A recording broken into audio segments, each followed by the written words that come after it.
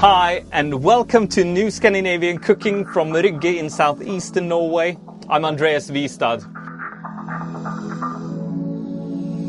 Today's program is about the simple joy of yesteryear's produce. Today, if we think of vegetables, we think of the opulent displays in our grocery stores of artichokes, asparagus and salads, ingredients that are now in season all year round. You don't have to go far back in time to find a completely different situation. And here in Norway, root vegetables have always dominated. Today, if we think of meat, we think of a steak or a roast. Well, a couple of generations ago, the situation was completely different. If you weren't rich, you were lucky if you had a hen you could boil or some goat meat.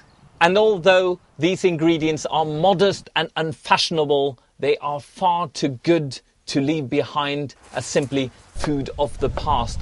There is a certain poetry to them, a flavorful reminder of our history. I'll start off by making a parsley root puree with chanterelles and smoked salmon. And I'll do as my forefathers did. I'll boil a hen and make chicken fricassee. And I'll also preserve some of the hen legs with a sort of French flair. I'll make hen confit. And goat, it's still the most eaten meat in the world, although perhaps not in Norway anymore. We'll take the trip to South Africa to look at the goat meat of the future, and I'll serve it stuffed with root vegetables.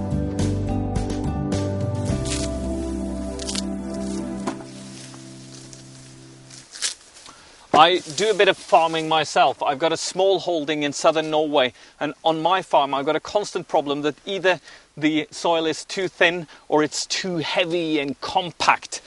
And this here is a kind of soil that farmers dream of. It is the gold standard of soil. No wonder that people settled here very early, and in this field they just recently found gold coins from the Middle East dating back to 300 AD, a sure sign that people have been living here and thriving here for a very long time.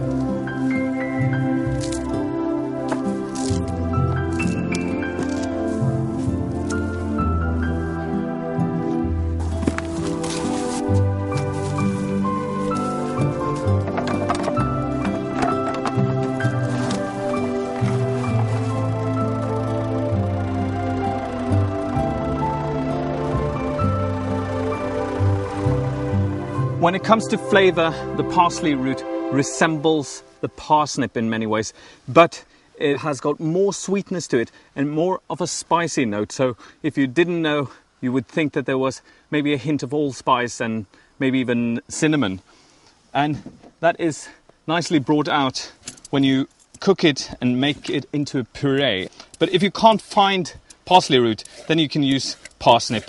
But maybe you should mix in a little bit of celeriac as well, because that has got a similar kind of spicy note to it.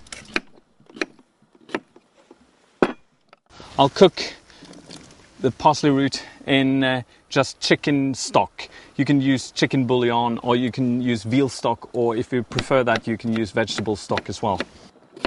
And in addition to the parsley root, I'm going to add one potato. It's not going to add much to the flavor, but it will add to the consistency, to the texture of the puree.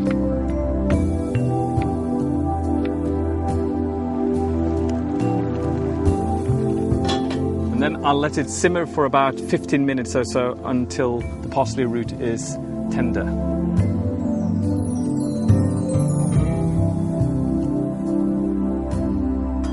And now the vegetables are done. And when I cook root vegetables, I always try to use as little water as possible, because otherwise you'll have to remove some of the water and then you'll also remove flavour.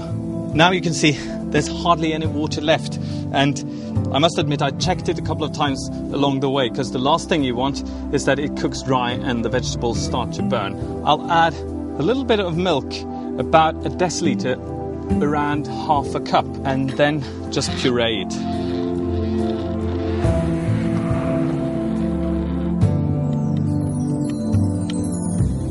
And there's not much salt in this puree, and deliberately so, instead of salting it now, I'm going to add salt by adding some chanterelles that I've cooked in butter and salted and seasoned with a little bit of pepper, and then smoked salmon. You can find all the recipes at our website, newscancook.com. And this is it.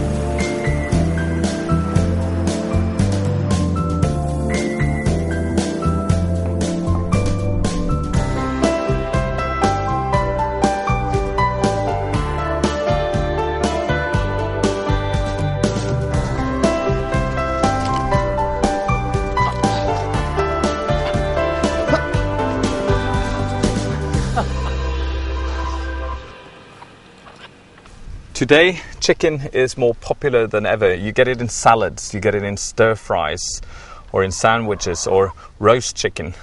But a chicken is not a hen. A typical broiler chicken will have lived maybe 45 days, maybe 60 days. That's not much time for flavor to develop. A hen, on the other hand, has a different purpose in life. Its purpose is to produce eggs, and it will do so for several years. And if you then cook it, it is packed with flavor.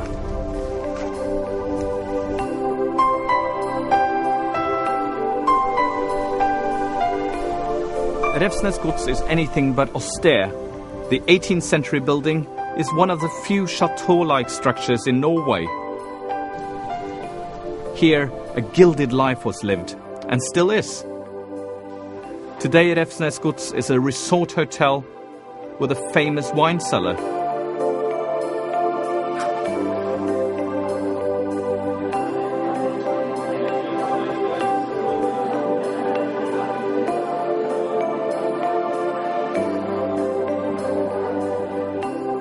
But in the shadow of the chateau, you would always find someone living on a more modest diet. We can all find it difficult to adapt to radical change sometimes. And it's also like that for the hen, especially on this last journey, the way to fricassee. I've boiled a hen for an hour and a half, just in plain water, with a couple of peppercorns and one bay leaf. And by now, this stock is incredibly flavorful, and it takes this much time to get the meat tender as well. And I'll now just pick it off the bones and use that in the fricassee. And meanwhile, I'll cook the stock. I haven't added any salt to the stock, so I can reduce it freely to get even more concentrated flavor. And then I'm going to flavor the stock with lots of root vegetables, with celeriac,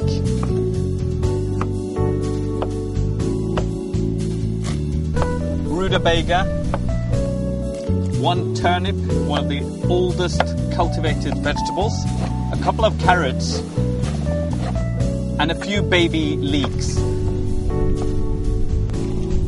And then I return the meat to the stock, and it just needs to be seasoned with a little bit of salt. The taste is amazing. It is remarkable that you can get so much flavor out of one small bird. And it's a lovely, lovely warming soup. But I'm going to transform it into a fricassee, so I'm going to use some thickening as well. So I've got some heavy cream here, about 1 deciliter, a little less than half a cup. And I'll add some all-purpose flour that I'll just pour through a sieve, mix with a fork so that there are no lumps here. If there's 1 or 2 small lumps, you can just pour it back through the sieve again. And now, suddenly, it's no longer a soup, but a fricassee. And it's important to let it boil for a couple of minutes now to thicken a bit and to remove the taste of the flour. And this is a really nice fricassee, and you can serve it like this. But I'm just going to add a little extra, the fresh taste of an apple. The reason why I'm using an apple is that all of the other flavors in the soup are really nice, but they are kind of on the heavy side. So you want something fresh and a little bit acidic, and just a little bit of apple juice as well.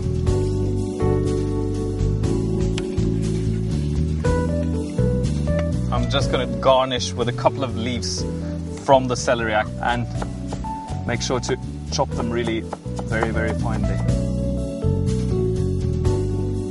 And this is it, a worthy end to a long life in the egg production business.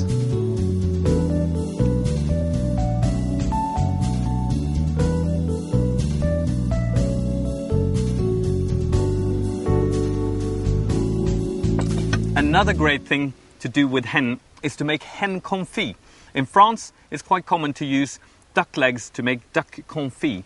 Originally, this was a way to conserve the food, but today it's done mainly for the flavor. And I think that the taste of duck confit is just amazing. You can do the same with hen legs.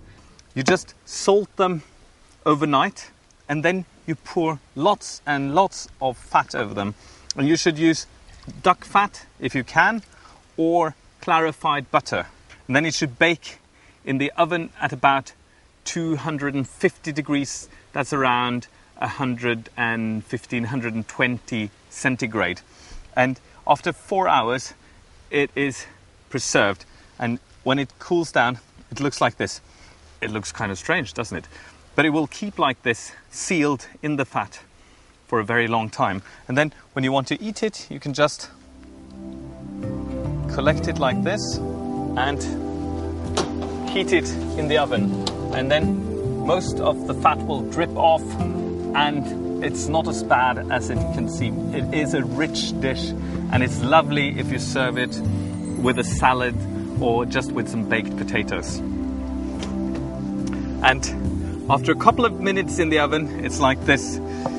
It's nice and crunchy, and it has lost most, at least, of its fat.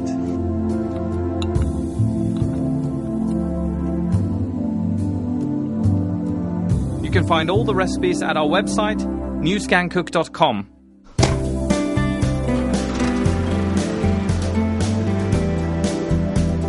If you see Norway from above, it's a green country, but it's mainly trees, trees and more trees. Much of the agricultural production happens in a relatively concentrated area around the Oslo fjord. The county of Østfold is ideally placed near the capital Oslo and with rich moraine soil.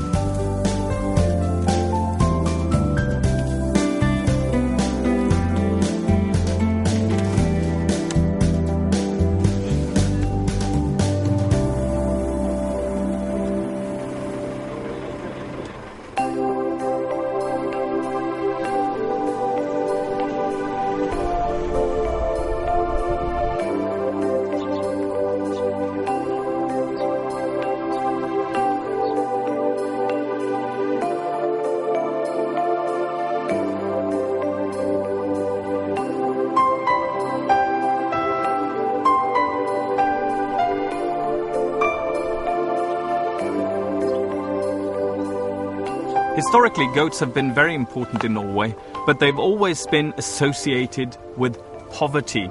In one of the oldest texts in Norway, the Håvamål, it said that it's better with 2 goats than with nothing. But it is obvious that it's not so much more than nothing if you have 2 goats. But that little something was what could save you in hard times. And previously, goat meat had a reputation for being very, very tough and of having a very strong flavour that was not altogether pleasant. But that was if you had to slaughter an old animal. Kid meat, on the other hand, is very mild. It's milder than lamb. And here on the farm, Finn Erik Blakstad has more than 200 goats that he uses for meat production. However, it was not in Norway, but in South Africa that Finn Erik got the inspiration to farm goats. How come you ended up goat farming? Well, goat meat is the most eaten meat in the world. In the world? Yes, not in Scandinavia, not in Norway, but in the world, goat meat is the most eaten meat. Now we're in South Africa, yeah. And this is where you got the inspiration. Well, I used to study in South Africa, and when I went back home, then I had to decide what I should do with my parents' farm. And then I was thinking, well, if you produce goat meat in Norway, you could produce something different than everyone else. And you brought some special South African types of goats. They, a goat in Norway is a pretty skinny affair. The one we have in Norway, they are milking goats, skinny as you say. But here in South Africa, they have been breeding this boer goat, which is the most heavy and the most meaty goats we have in the world. You actually took with you more than just the goats from South Africa. Yeah, that's true. After breeding South African boer goats for a couple of years in Norway, we went to South Africa on vacation, and then we visited this place, Fairview, where they do everything on goats. They produce goat cheese, they produce even goat wine with the goats on the label. And they even have this goat tower. Yeah, I mean goats, they love climbing, so they built this tower, so they can have a toy. And you built a toy like this on your farm? Yes, I did.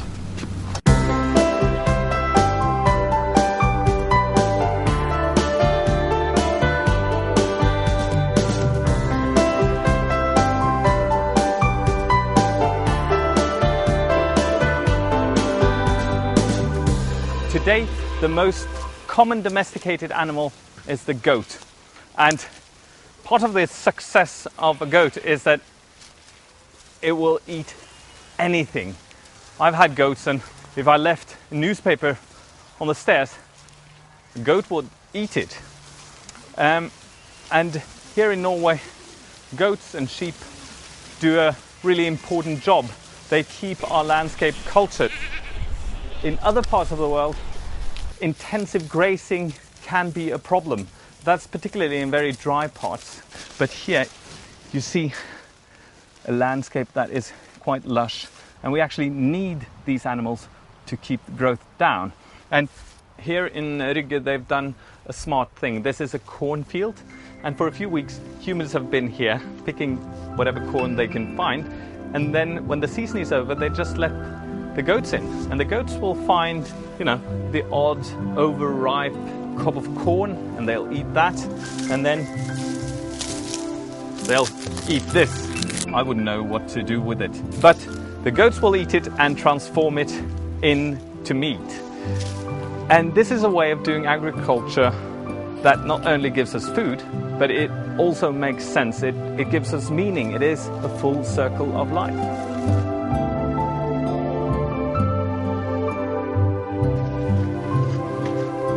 The goats are typically slaughtered when they're about 7 months old, and they are surprisingly plump at that stage, about the same size as a more than average size lamb. And the meat is mild and it's a bit leaner than normal lamb, but if you can't find goat, you can also use a leg of lamb for this dish. I'm going to serve it with root vegetables, but instead of serving the root vegetables on the side, I'm actually going to stuff the leg with the root vegetables. And I'll start with a parsley root and cut it into small pieces, much the same way as you would when you chop onions. And then I saute it in oil, and it's a natural thing to use rapeseed oil or canola oil. This is a big rapeseed oil producing area. And the next ingredient is rutabaga or swede. And carrot, just grated coarsely. 1 red onion.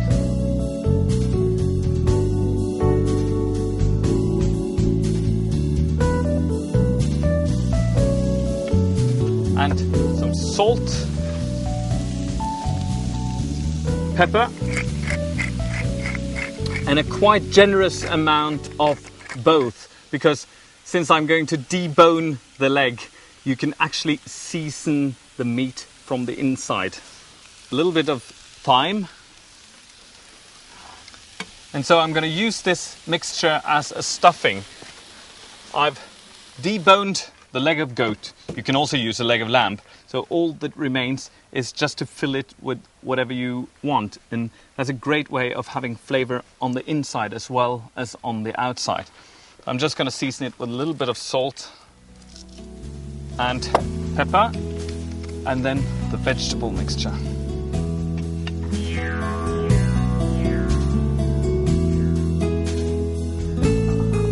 And then close it up with a piece of string.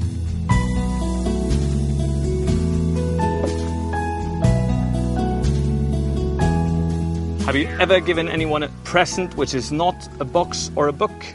It can be a little bit hard to wrap, can't it? But it's not the most difficult thing in the world either. Well, this is just about as hard or as easy as that. I've preset the oven to 400 degrees, that's 200 centigrade, and I'll cook it for about 1 hour, 45 minutes until the core temperature is 150 degrees, that's 65 centigrade.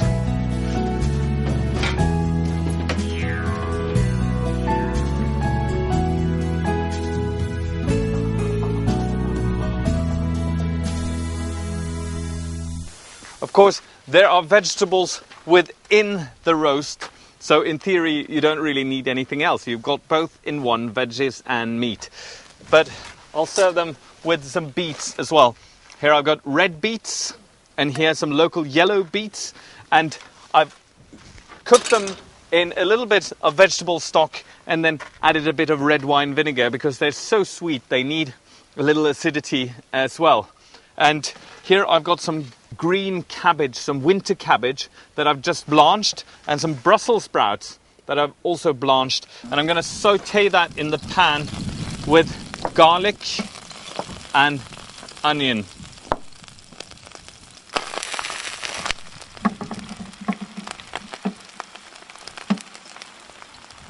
Season with salt and rosemary. And the best way with rosemary is rub it between your hands a little bit to release flavor. You can find all the recipes at our website, newscancook.com. And now the meat is done.